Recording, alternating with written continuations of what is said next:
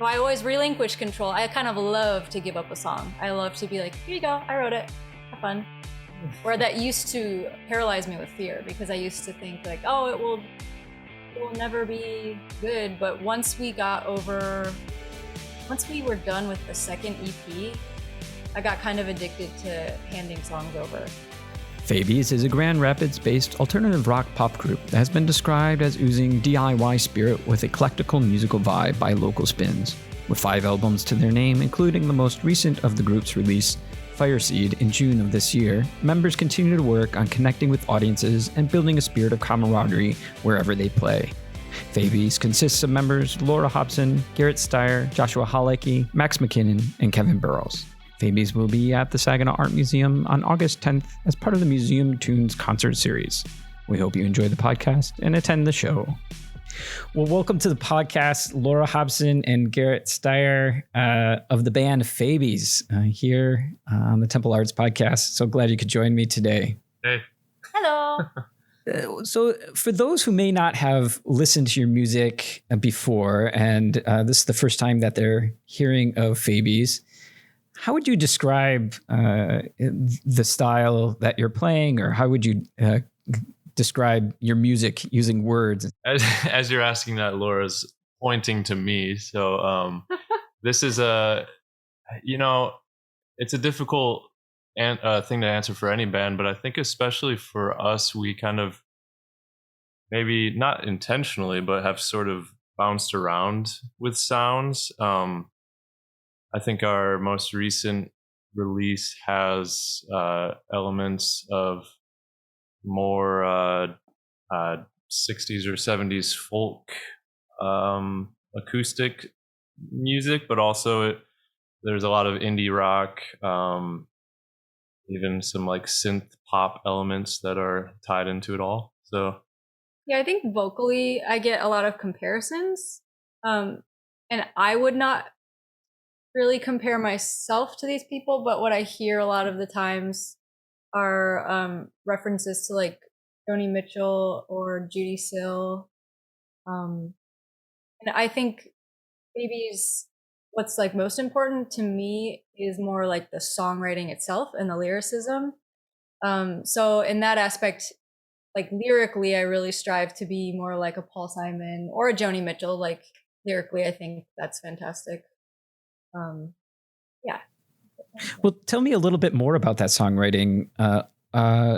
Is there a primary songwriter in the group, or is it more of a collaborative process? Tell me how that works. Right.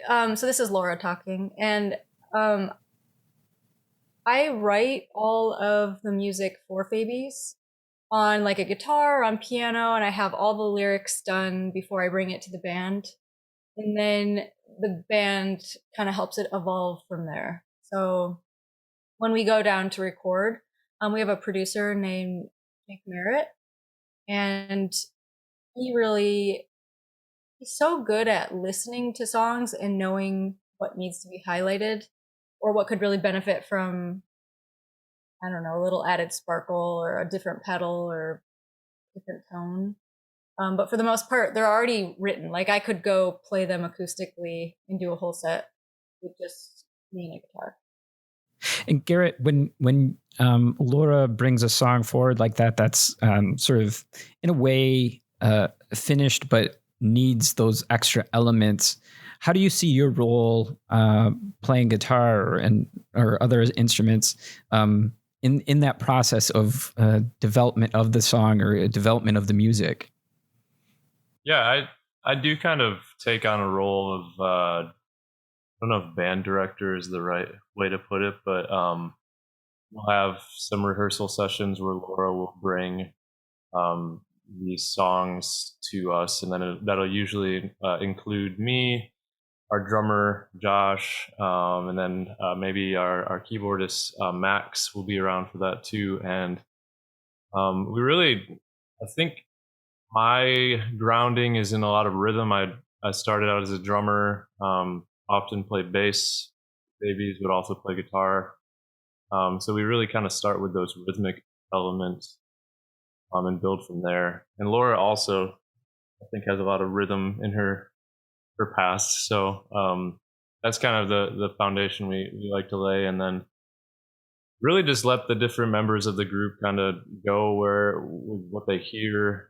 Max McKinnon, who plays keys with us, just comes up with the coolest little riffs, and that's a real fun part, just to see everybody do their thing.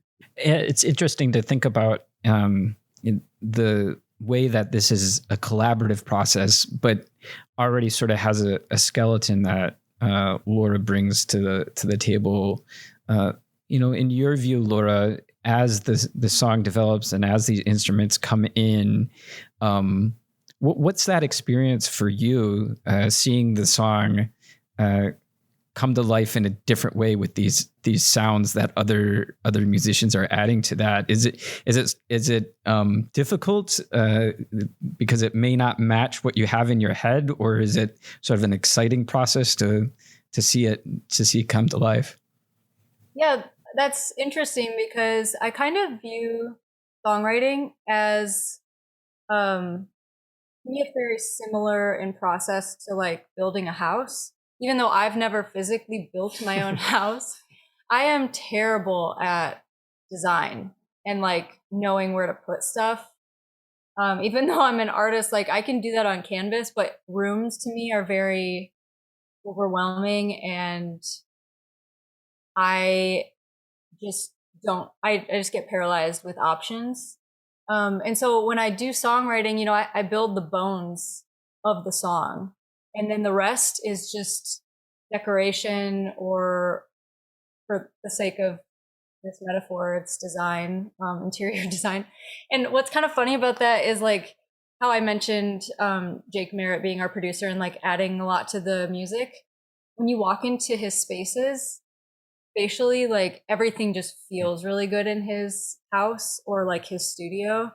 And he just has like such a good eye for design.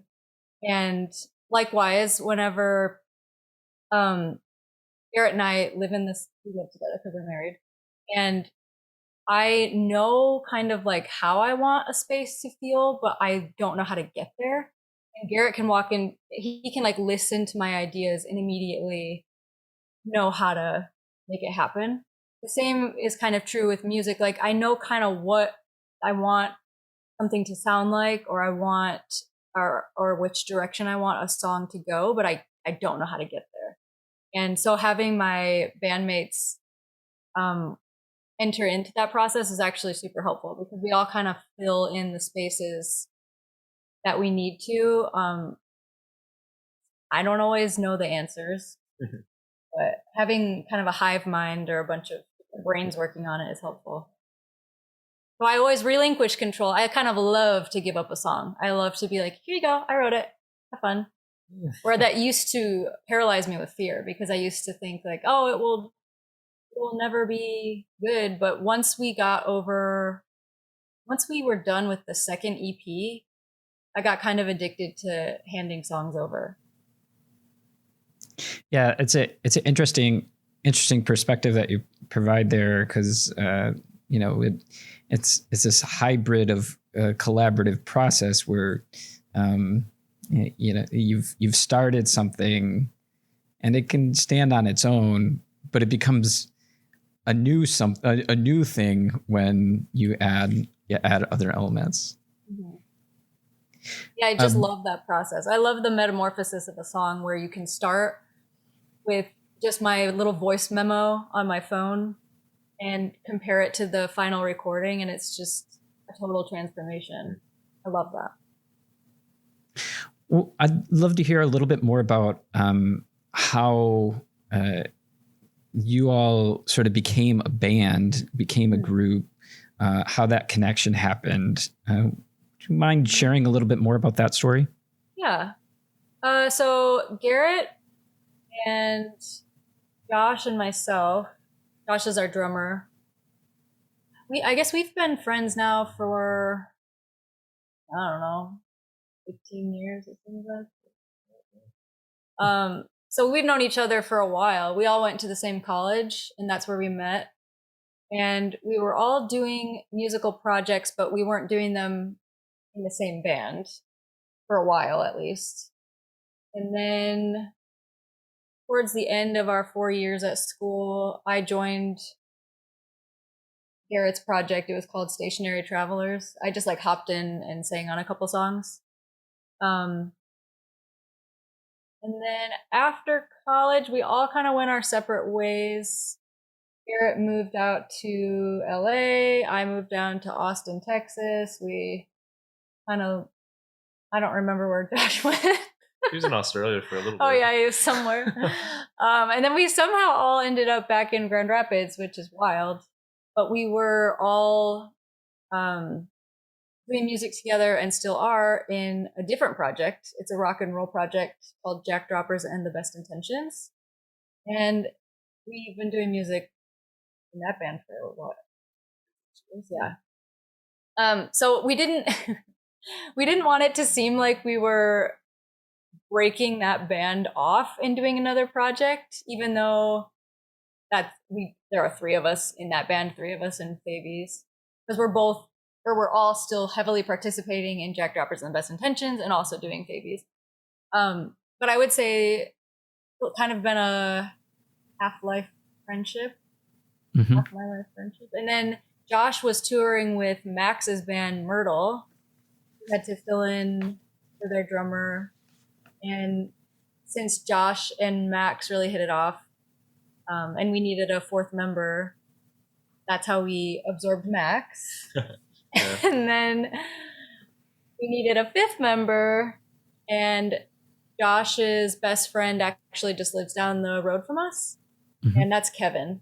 He's actually a really good guitarist, but he was filling in on bass, and he's now the 5th member. He's super funny. Well, it's wild the way that the snowball has picked up band members, so to speak. Yeah. And each time you add a new band member, you're able to maybe change your sound a little bit. Yeah. And I would say that I wanted to be doing my own music for many years, since I was like 15, but I didn't have the right people in my life. And I didn't have the people all there at the right time either. And I always, because I held on so tightly to the music that I had written, I wanted it to feel special and feel like I was doing it with the right people, not just whoever was available. And so I kind of had to bide my time for over a decade, just waiting for those stars to align, kind of, for lack of a better term.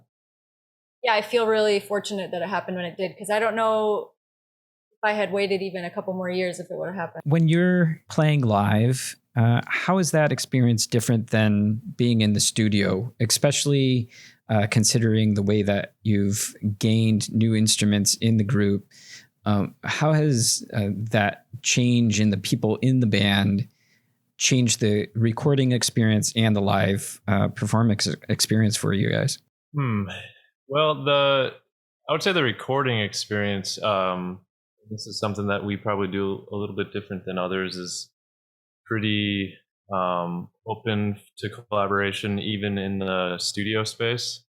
So we'll show up with a well-rehearsed, Laura brings the bones, and then we add some muscles or whatever around those bones, but there's still quite a bit of space in the studio that collaboration to occur. And I think that mentality is also kind of flooded over into our live performance mentality, I guess, where we really have enjoyed, especially recently, starting playing live in the last 6 months or so, that we've really enjoyed bringing friends on stage with us throughout our shows, whether it's a guest vocalist or a different bass player here or there. And that's been a really fun part of our live experience, I think, and has also just kind of like created a more of a relaxing live performance experience. I think we've kind of shifted towards like we're just kind of we're having fun with our friends and not being totally goofy and obnoxious in that, but that kind of feels like our live experiences embody that spirit.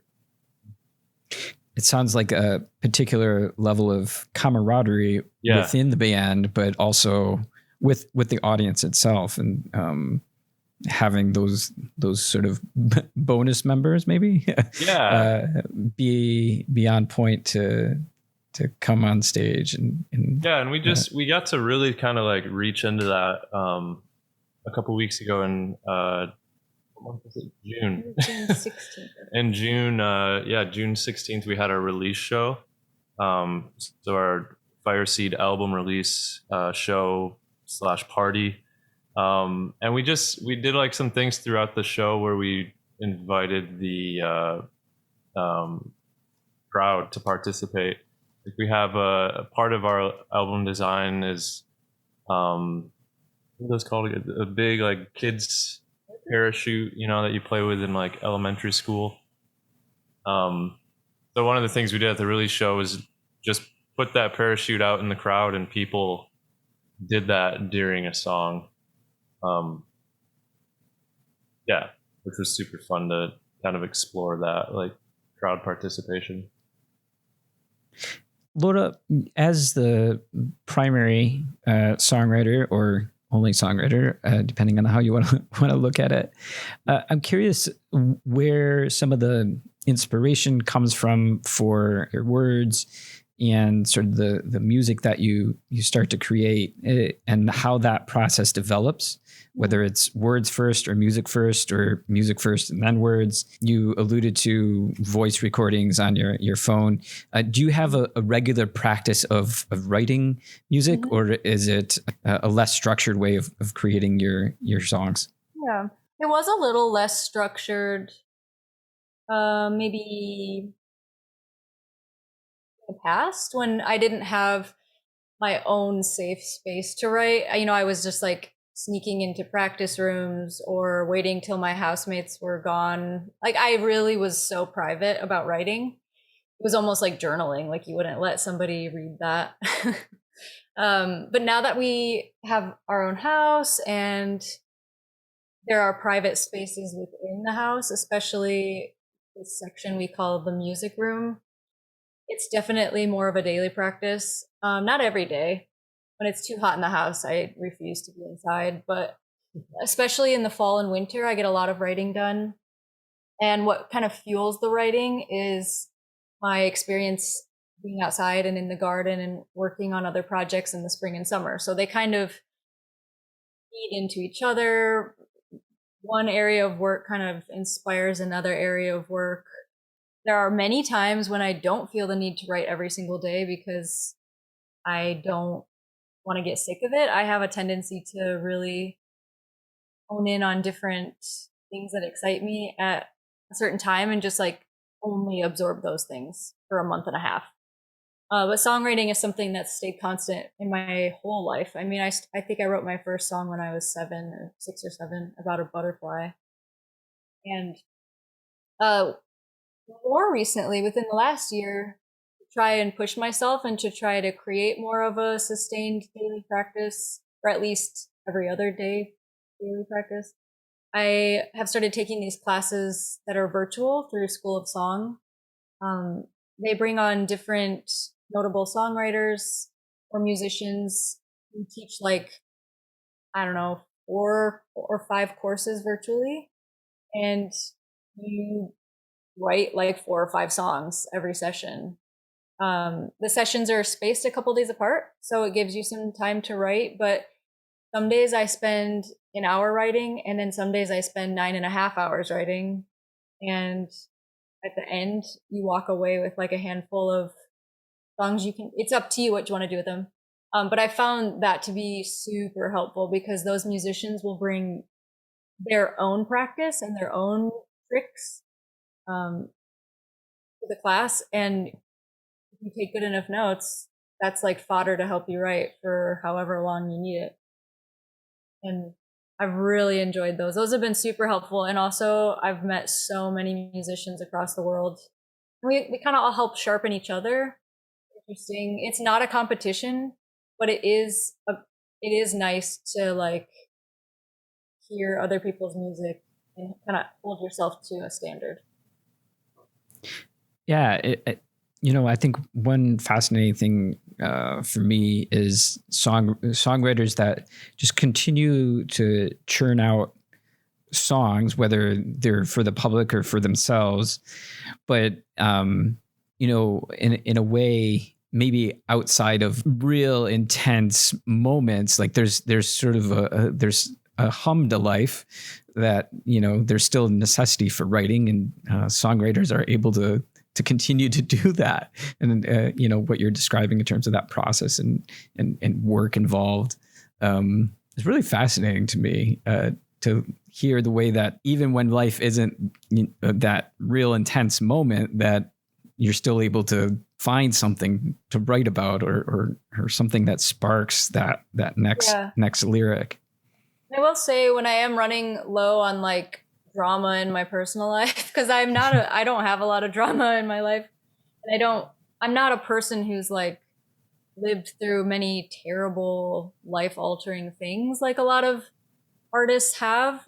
So I do a lot of reading, and I kind of absorb those experiences through what I read. And when I do read, I keep like a little piece of paper or an index card, and I just write down if I hear lyrics in a book, or if they stand out to me, I write them down, and that can help me at least kind of frame an idea for a song. I typically don't pull direct lyrics, but I'm definitely influenced by things like that. Yeah, I guess if you're reading something extremely obscure and you take a word or two, you can just count it off, write it off as flattery, right? Yeah, there you go. Mm-hmm. So looking towards the future a little bit, you've released another album here. Do you feel like as a group, Phabies is something that you plan on continuing sort of for an indefinite period of time? Or do you feel like it's a group that for a definite period of time? I'd love to hear you describe a little bit more of what some of your goals might be for the future in terms of your songwriting or in terms of the music. Yeah, I think we've kind of set up ourselves not to just be a flash in the pan, but more of a sustained collaborative endeavor. I quit my job last July to do baby stuff full time because, like Garret said, there's a lot of things behind the scenes, like set design and songwriting itself and working on merch stuff. And there's just like a lot that people don't immediately correlate with work that a band would have to do.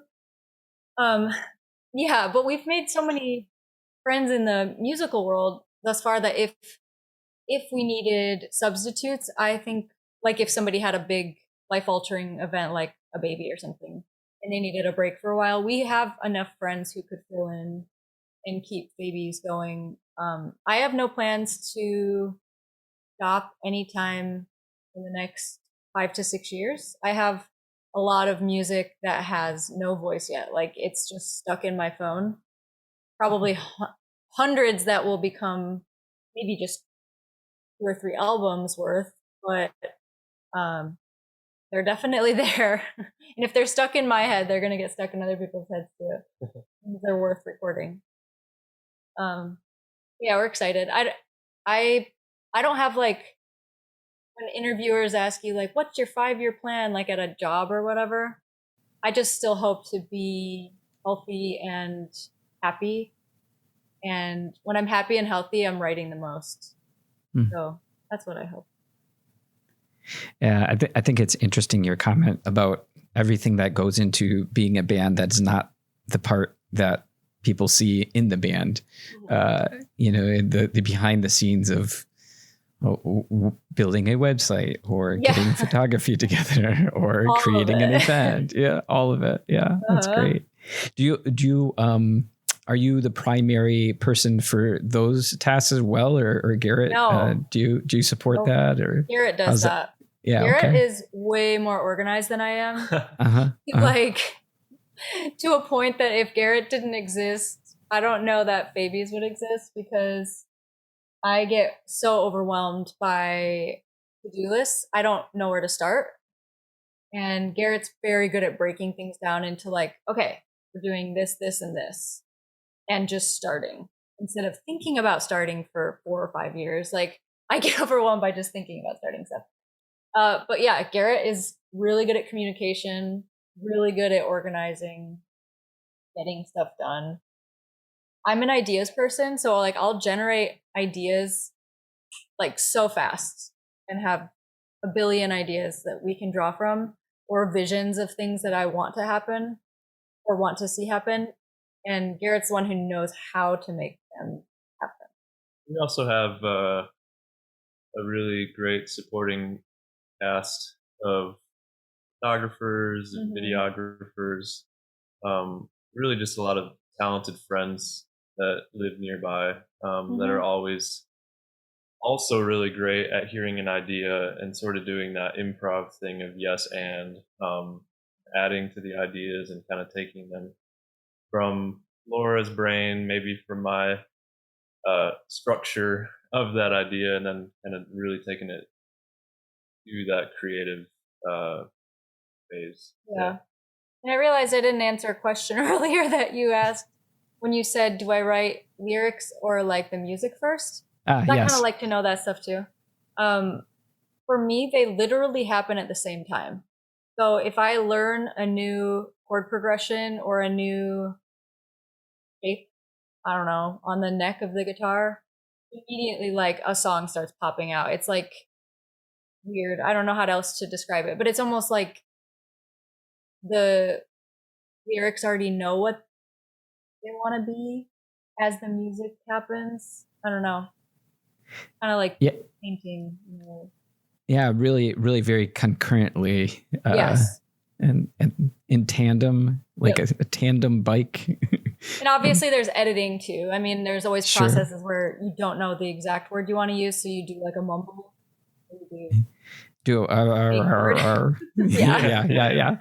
Yeah. Cool.